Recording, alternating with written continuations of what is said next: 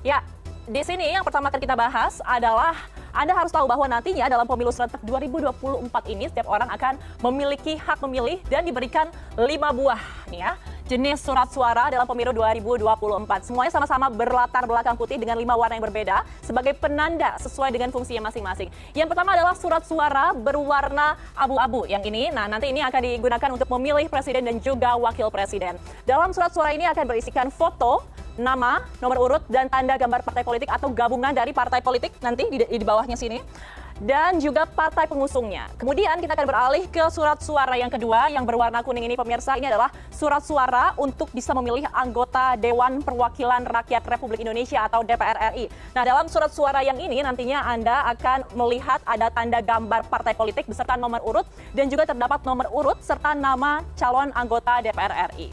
Kemudian kita akan beralih ke surat suara ketiga, ini yang berwarna merah yang di tengah ini, pemirsa, adalah untuk digunakan pemilu memilih anggota Dewan Perwakilan Daerah atau disebut dengan DPD yang memuat nomor, foto, dan juga nama calon anggota DPD. Kemudian di surat suara yang keempat berwarna biru ini untuk memilih DPRD Provinsi yang memuat sama seperti tadi kurang lebih ada tanda gambar partai politik, nomor urut parpol, dan juga nomor urut serta nama calon anggota DPRD dari provinsi. Kelima dan juga yang terakhir adalah surat suara berwarna hijau ini untuk memilih DPRD Kabupaten Kota. Di dalamnya akan terdapat tanda gambar dan juga nomor urut parpol serta nomor urut dan nama calon anggota DPRD Kabupaten Kota.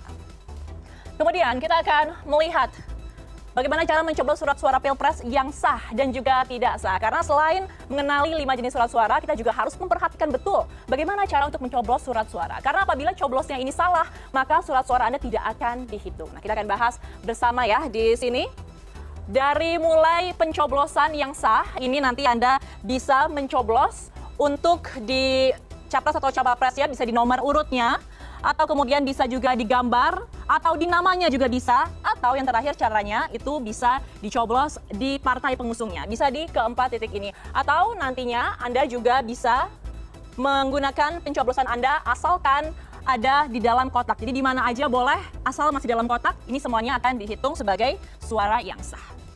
Kemudian kita beralih kepada surat suara yang tidak sah seperti apa. Di sini bisa dilihat ya. Kalau Anda mencoblos lebih dari 1 kali di sini dalam 2 kandidat yang berbeda, maka Anda di sini akan dihitung sebagai surat suara yang tidak sah. Kemudian kalau coblosnya hingga merusak, surat suaranya ini juga akan tidak sah. Dan terakhir, kalau Anda mencoret-coret, suara Anda akan hangus pemirsa. Kita akan melihat kembali bagaimana cara mencoblos calon legislatif di sini. Kita akan melihat ya, ini nomor 75 ada Partai Sayur. Suara Anda ini akan sah jika Anda ini mencoblos hanya satu saja di beberapa lokasi atau di beberapa tempat. Contohnya di nomornya boleh, atau kemudian di partainya boleh, atau Anda juga bisa mencoblos di nama dari calon legislatif atau di nomor calon anggota legislatif. Ini suara Anda akan dihitung sah. Kemudian jika Anda mencoblos 2 kali di atas sini di partainya, kemudian Anda mencoblos di calon legislatif pilihan Anda, misalkan nomor 3, suara Anda juga akan tetap dihitung sah, tetapi ini akan dihitung sebagai suara caleg pemirsa. Kemudian suara Anda juga akan sah kalau misalnya Anda mencoblos lebih dari 2 kali atau di sini, atau Anda mencoblos 3 atau 4 bahkan di sini, ini juga akan dihitung sah, tetapi suaranya akan dihitung sebagai suara partai. Jadi Anda bisa mencoblos lebih dari sekali. Tetapi suara Anda akan dianggap tidak sah kalau Anda mencoblos lebih dari sekali di luar kolom partai yang sama. Ya, jadi kalau Anda mencoblos di partai lain, berarti suara Anda tidak sah, atau Anda mencoret-coret dan juga merusak surat suara, maka suara Anda tidak bisa dihitung.